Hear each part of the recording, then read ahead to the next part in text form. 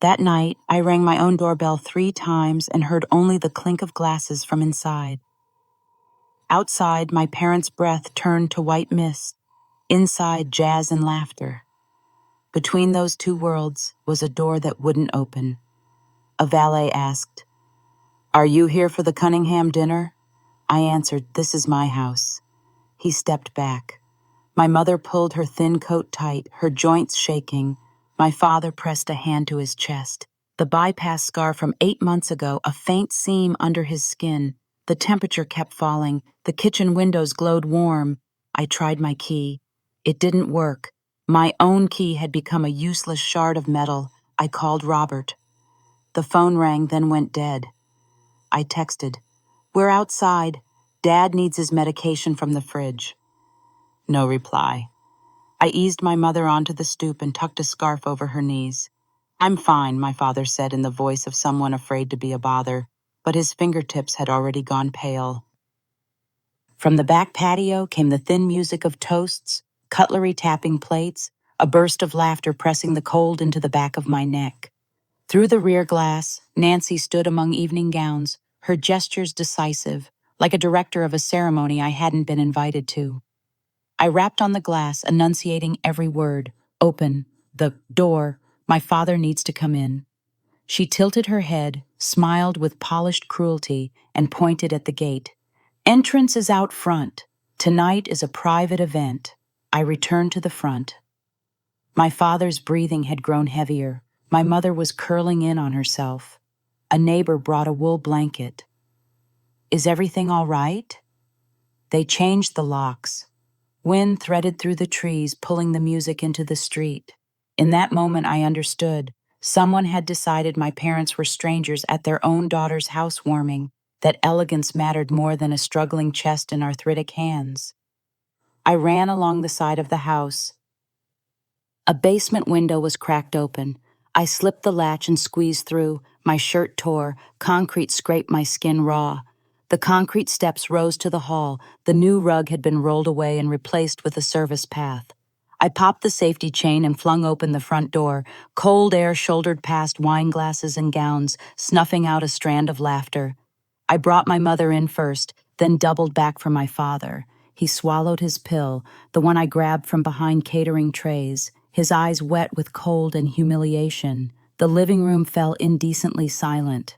I looked up, scanning the petrified faces. If family is the boundary of safety, then that was the moment I knew it had been broken. And I, the owner of this house, would be the one to rebuild it from the ground up. To understand why I couldn't stay quiet that night, you have to start with my father's hands. They worked 2 jobs for 20 years, rough with labor, gentle when holding mine. My mother could stretch every dollar into a complete dinner, the kind of woman who keeps miracles in a small pantry and unlimited patience. They lived in a modest 1-story home, 15 minutes from mine. We ate together every Sunday, a ritual scented with stew and laughter, the place where weekly burdens were set down beside the breadbasket. 8 months ago, a doctor drew a line down my father's chest and reset his life. Since then, his medication schedule on the fridge was scripture. This pill at this hour, that pill at that hour. My mother fought rheumatoid arthritis like a long campaign. Small things, 1 cup, 1 doorknob, could betray her in a heartbeat.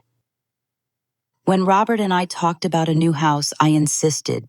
A ground floor suite with its own bath, a low bed, a footrest, somewhere my parents could stay without stairs. Robert said, "Makes sense." I believed he understood. We met 7 years ago at an industry forum. Robert spoke slickly about creative strategy. I countered with people and data. Lunch became coffee, coffee became dinner, dinner became promises.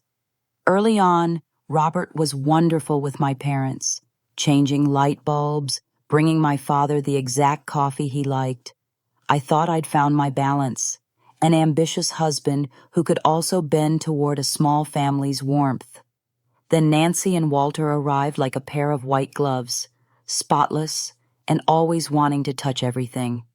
At our engagement party, they examined my parents' house with a judge's eye, called it simple and charming in a way that made the wood paneling blush. During flower selection, Nancy stayed my hand. Let me handle this so it doesn't look outdated. Robert laughed it off. She's just particular. I yielded, like someone closing her eyes to pass through kitchen smoke, telling herself the sting would fade in a few steps. We found a tutor that fit the budget once you added my bonus. I put down 70% of the down payment. Robert asked me not to tell his parents. They'll think you're making me lose face. I nodded, not because I agreed, but because I had other priorities then, that ground floor room for my parents. On Nancy's first visit, she brought a decorator. No one asked my opinion. These are cute, she said, already lifting family frames off the shelf. Walter added, a library on the main floor would be perfect. A library, right where I had measured the height for my father's low bed. Robert called it an upgrade. I called it moving the boundary marker. Still, I swallowed it, with the foolish faith that people stop when they reach your limit. The trouble is, with those used to control, your limit reads like an invitation. Then the housewarming loomed. My guest list fit on a small sheet.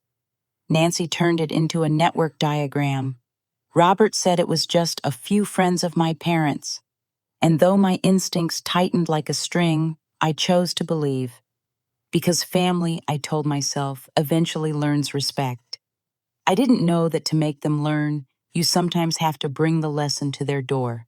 And on that night, unfortunately, the door had a new teacher. That morning I rose early, opened the windows to let waffle steam and crisp air into the kitchen. On the table sat my tidy checklist.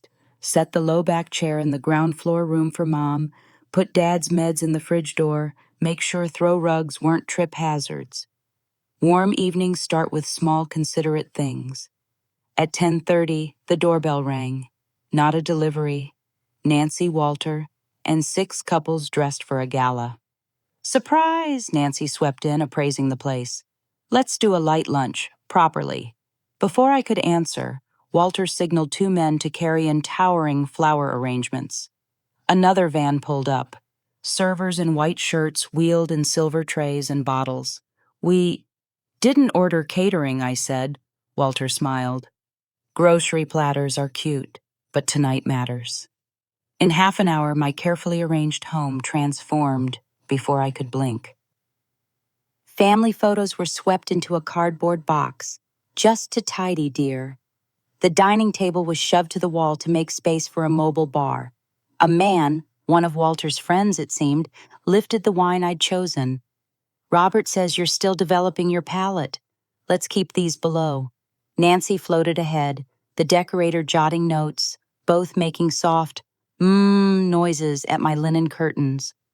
Tonight needs some shine, she said, her mouth cutting like sweet scissors.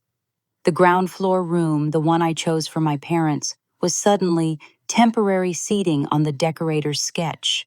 Scrawled note, library concept. Where's Robert? I texted. In meetings, he sent back, though I could hear voices upstairs. Half an hour later, he appeared with a fresh tie, his shoulder tipped toward his mother, like a man standing in crosswinds. Mom just wants it polished, he said, eyes skittering away. Some of Dad's friends are important. And my parents? I asked. I pick them up at 6. Make sure the low chair's set up, the footrest is out, and tell the staff about Dad's meds. Robert nodded like signing for a delivery, gaze still tracking Walter's prized bottles. Early afternoon, 2 more vans arrived, a jazz trio to test levels and a tech checking a control panel in the garage. On the sideboard, I caught a file with a security company logo, cover labeled, Upgrade, Entry. I froze a beat, telling myself it was routine maintenance. Nancy glided over, voice honey thick. Peggy, tonight's guests are sensitive. Perhaps have your parents over after the main course? They're family, I said evenly. They'll arrive at 6. Her smile cracked like a thin knife line in frosting. At 4:30, I checked the fridge, set a glass of water by the door shelf, texted Mom. I'll come in 30.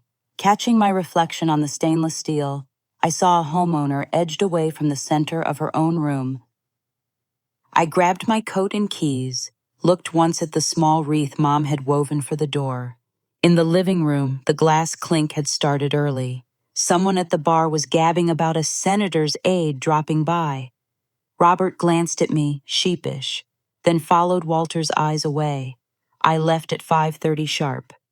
A chill brushed fallen leaves over the step. My phone buzzed. Slight change of plans. Will explain. From Robert. The screen went black. A cool shiver slid my spine. I still drove to pick up my parents, believing if I returned on time, everything would settle. I didn't know. Once someone changes the hinges, your key turns into a useless sliver. 6:02 p.m. I pulled to the curb. Unfamiliar luxury cars lined the street. A young man in a black vest stepped out, polite smile set. "Here for the Cunningham dinner?" I answered slowly. "This is my house." His smile stalled. I helped my mother from the car. A gust made her wrists tremble. My father buttoned his coat, his other hand rising to his chest by instinct. We climbed the steps. I rang. The chime dissolved into the clink of glassware, then silence. I rang again and again.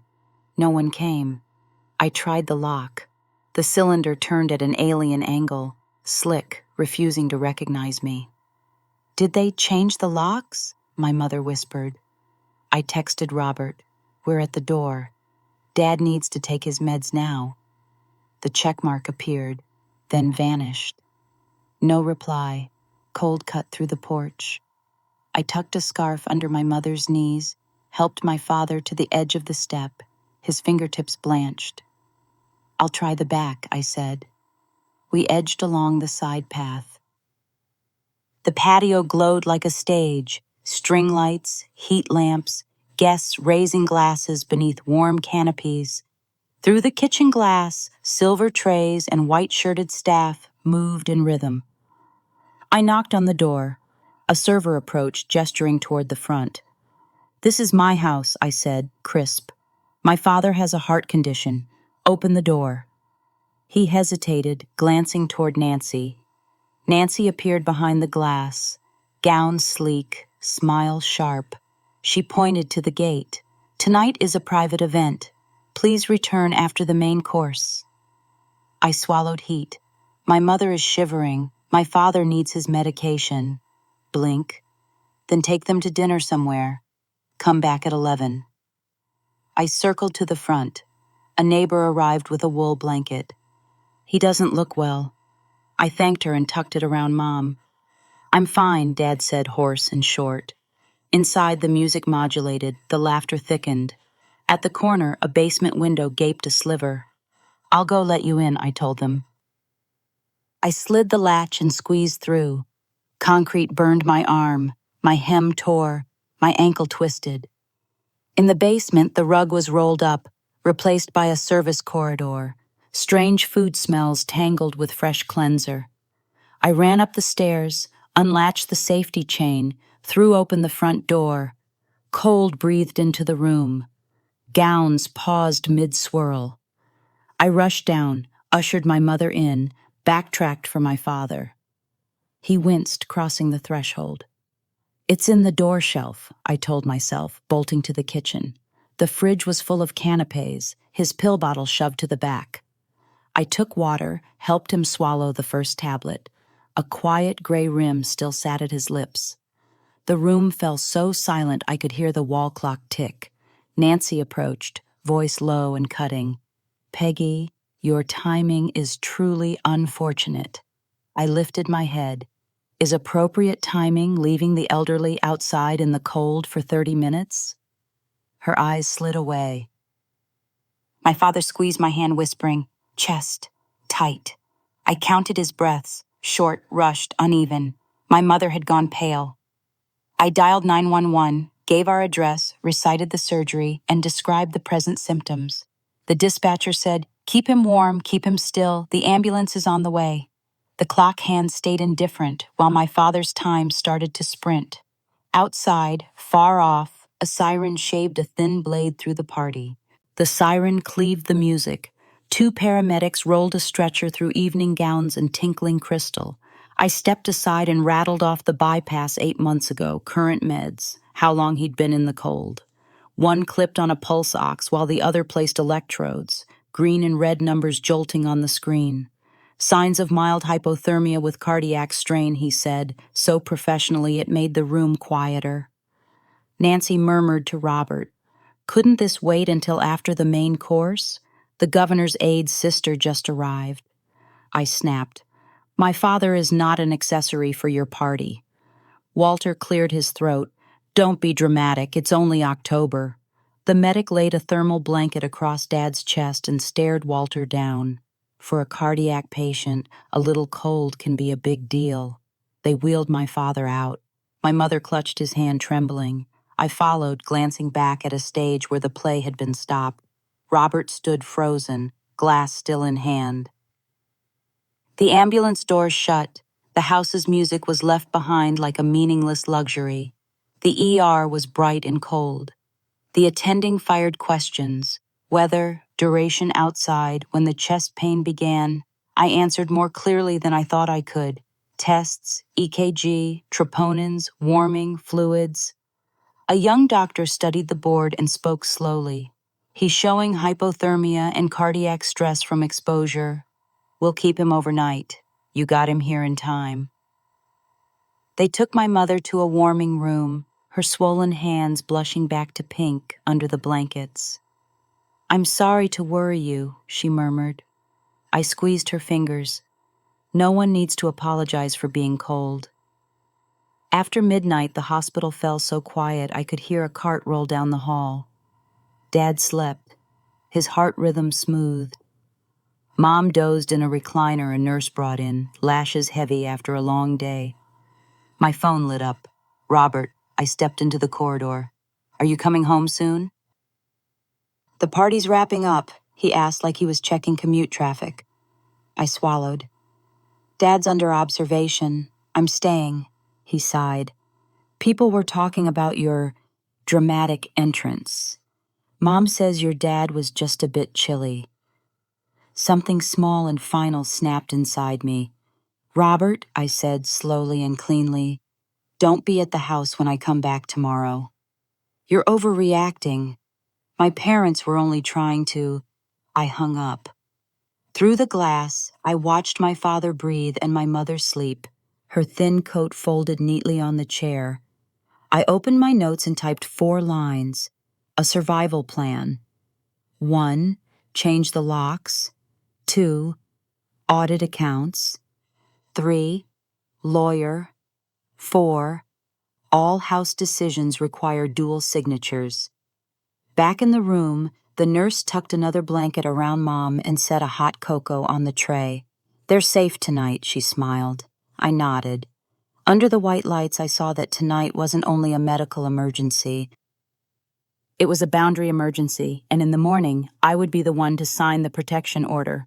By noon, after the doctor said Dad was stable but would stay one more night, I returned home.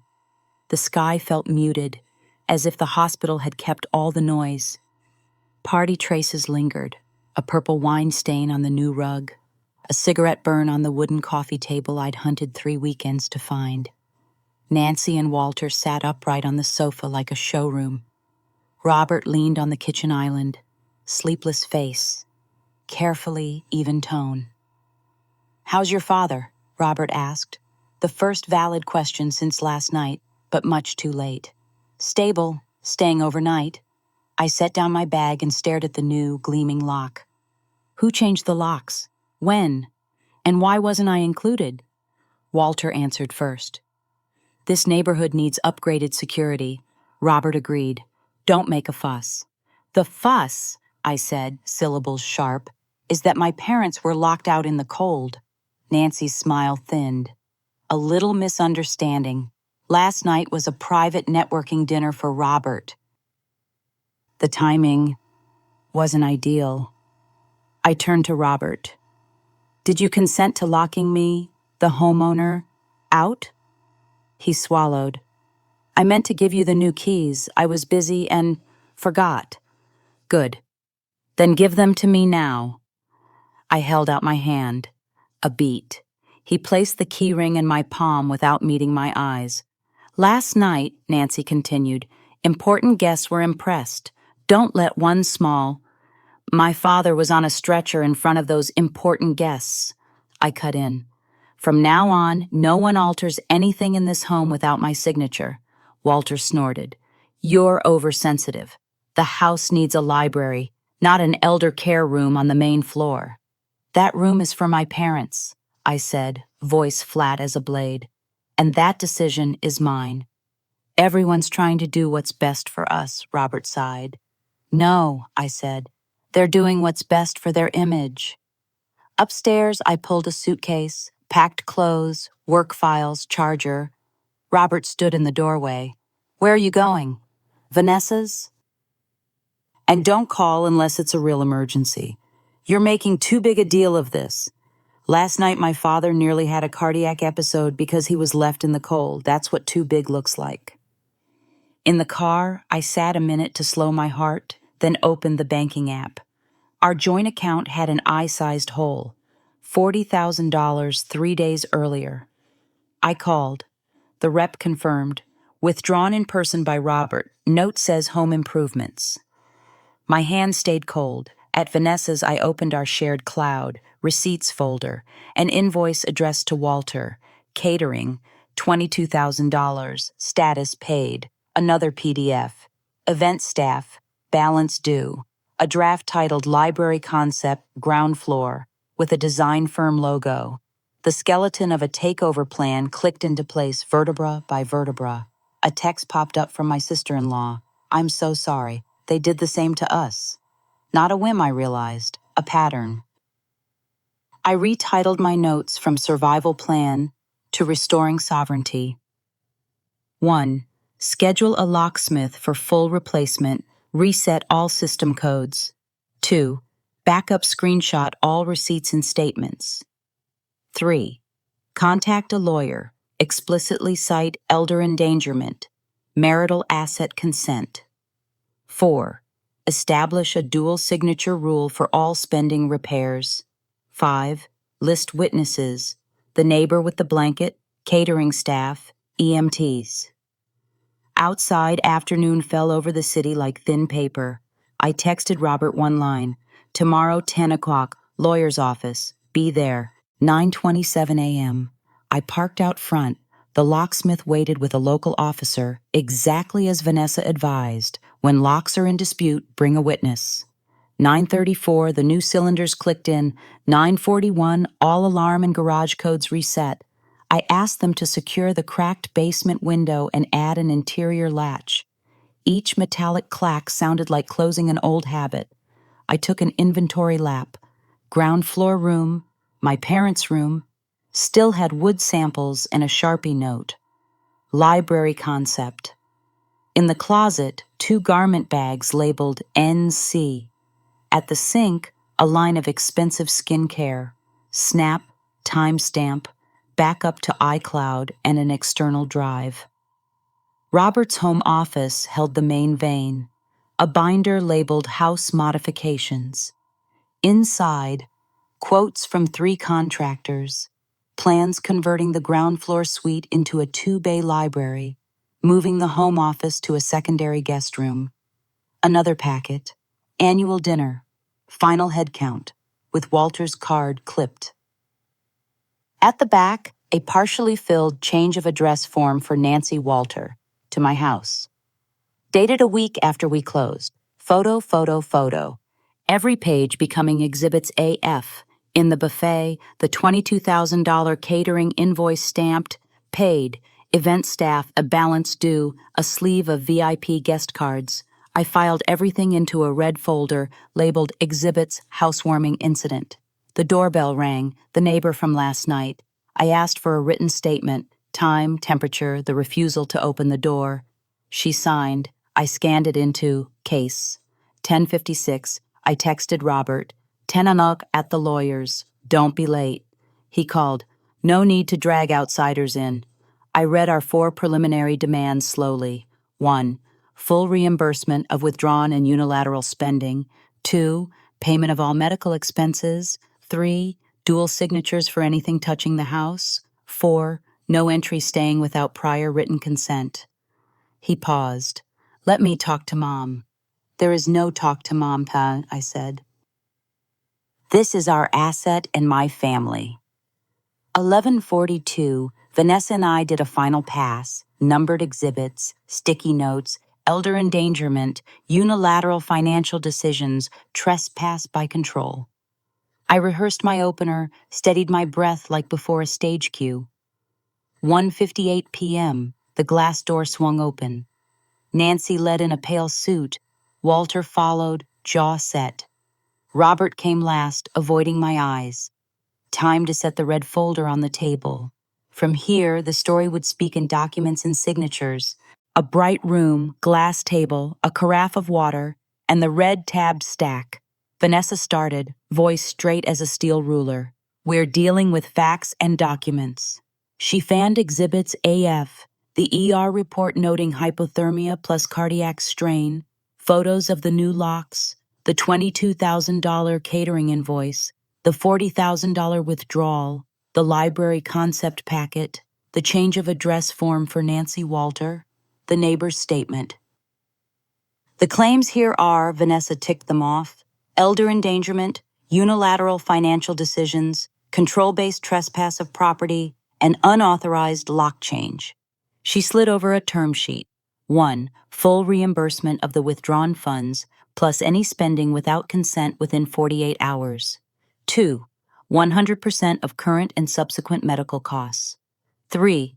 Mandatory dual signatures for all house-related spending repairs. 4. No entry or overnight stay without prior written consent. 5. Immediate surrender of all keys, system codes. 6. Non-interference, non-disparagement, violation, court order. Walter shot to his feet. Family matters. Bringing lawyers in is an insult. Vanessa didn't look up. Law addresses conduct, not titles. Nancy leaned forward. This is extortion. Extortion is money for silence, Vanessa said. We're demanding accountability to end violations. I looked at Robert. Do you agree my parents were locked out that night? He swallowed and nodded. And you acknowledge the funds were withdrawn without discussing it with me? Another thin nod. Robert, Nancy snapped. He cut her off. Mom, that's enough. The air shifted. Robert laced his fingers and spoke slowly. We'll return the money within 48 hours and pay the medical bills. I agree to dual signatures, and my parents won't stay over without written consent. Walter flushed. Nancy went pale. Vanessa slid the memorandum of agreement to them. Sign. Notarized today. Keys and codes. Hand off now. Pens scraped. Inked borders redrawn. Before we stood, I added a handwritten line. No public comments about my parents' health. Vanessa nodded, added as an addendum. We exchanged copies and time-stamped them. Outside the glass, I took a long breath. No one applauds boundaries rescued in time. But the keys, the codes, and the agreement weighed in my bag like a roof set back on true foundations. From today, this door opens only for respect and safety. 2:32 p.m., the same day the bank pinged. Wire in plus $40,000. 3:07, the hospital bill showed paid in full with a robotic note, wishing a speedy recovery. I filed the receipts and checked completed on my tracker. That night, Robert texted one line. Starting therapy Thursday, family systems specialist. I replied, noted. No promises, no refusals. Boundaries need quiet to set. 2 days later, the tremors reached Nancy's carefully guarded circle. A thank you for your service email arrived from a nonprofit, her board seat gone. The Winter Gala RSVP flipped to waitlist. Her group chat went dead. A few people seen the update about medical bills paid, then slipped out of the thread. Metal falling doesn't boom, it rings, cold and sharp. My sister-in-law called, gentle but exhausted. I heard, last week Mom asked me for crisis PR advice. I refused. She told me about the 8 months staying to help after her first baby, how it morphed into total control, about the day she found her own kitchen lock replaced, The pattern mapped itself: seize control, restructure, rename, house, money, time, and call it an upgrade. I added lines to restoring sovereignty: symbolic hygiene, return rentals, remove foreign decor, rehang family photos. Visit schedule, written only, fixed windows, third party present if needed. Incident log, every violation, record plus evidence. Sunday, my parents came for dinner. Soup simmered soft, bread buttered and toasted. Dad sipped tea, hand resting calm over his chest. Mom put her feet up on the new footrest. The ground floor room was warm and still, no metallic shine, only amber light. I understood. A home isn't the most beautiful place. It's the place where no one is locked out. From here on, this door opens with 2 keys: respect and consent. 3 weeks after the agreement, life shifted into test and verify. Robert went to therapy every Thursday at 6 p.m. I didn't ask for progress. I tracked behavior, keys and codes handled by protocol. Joint spending came with dual confirm emails. No more mom says, barging into our decisions. We wrote a short marriage pact and taped it inside the file cabinet, not for display but as a reminder. 1. Honor each other's families of origin and boundaries. 2. Dual signatures for anything touching home finances. 3. Safety over image always. 4. When stuck, pause, rewrite needs, set a time to resume. At the bottom, a line from our counselor: boundaries are how love keeps its promises. Nancy and Walter's first visit under the new rules had no red carpet, no servers. They rang, I opened. The ground floor room was still my parents' room. Nancy glanced around, smile effortful. The house feels warm. Thank you, I said. And safe. The word stood at the threshold like a guard. Visits had time windows, no overnights, and no talk of reconfiguring. That evening, after they left, Robert said quietly, "I've never stood between them and a boundary, until it protected you." I set my hand on the table where a wine stain once bled. Boundaries aren't against anyone. They protect what matters. He nodded like someone learning his first alphabet again. The next Sunday, my parents returned. Dad told an old story. Mom's laugh was soft. The door opened and closed without a strange key in it. I realized recovery isn't loud. It's a string of small, repeated right-way choices. And if one day we no longer walk the same road, the pact still works. It keeps me upright and keeps the house standing, on respect and consent. A quiet week passed, then Wednesday morning brought the first test. The smart doorbell pinged. Visitor, interior contractor, measuring for main floor library.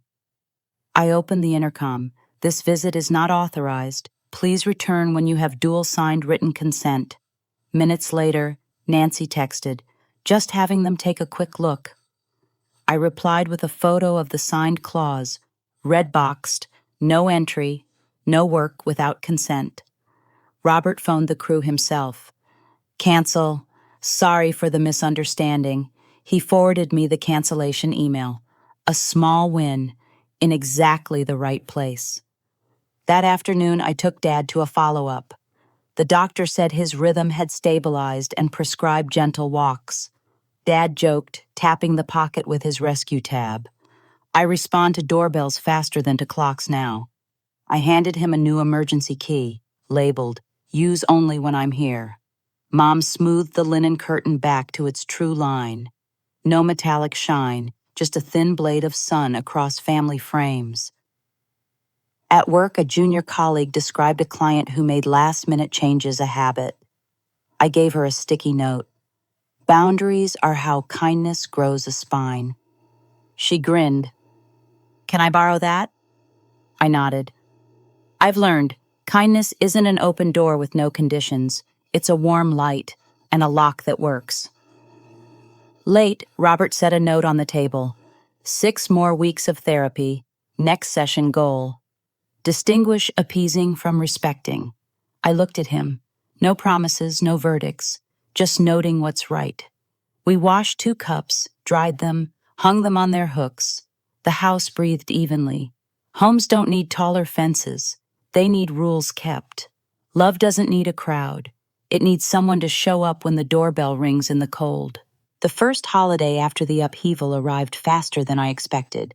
The office had wreaths up. The family calendar flashed a message from the Cunningham chat.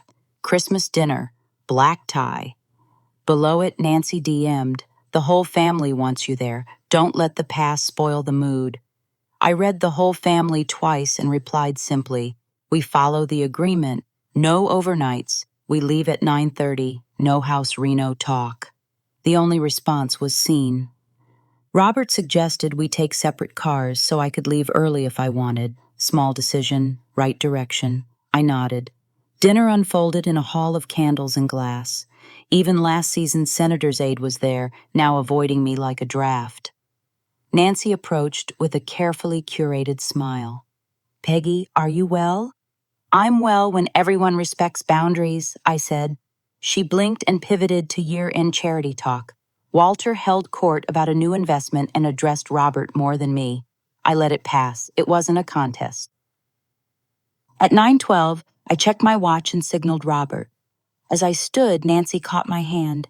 "Why don't you stay tonight? I've prepared a room upstairs." I slipped free like from a snagged thread. "No." The agreement. Her lips pressed thin, but she stepped back. At home, the main floor room smelled of warm wood. I set out 2 mugs of tea. Robert hesitated. "I saw you sit beside an empty chair at the table. What were you thinking?" I smiled, tired. The empty chair is reserved for boundaries. When it has a place, everyone else sits in the right one. My phone buzzed. "Mom, Dad walked a lap around the yard today. Sunday at your place?" I texted back, "Yes, 5 o'clock. Our door is always open." I looked at the key on the shelf, its shine now ordinary. Challenges will come. But every on-time goodbye, every well-placed no, lays another brick on the path home, where no one gets locked out.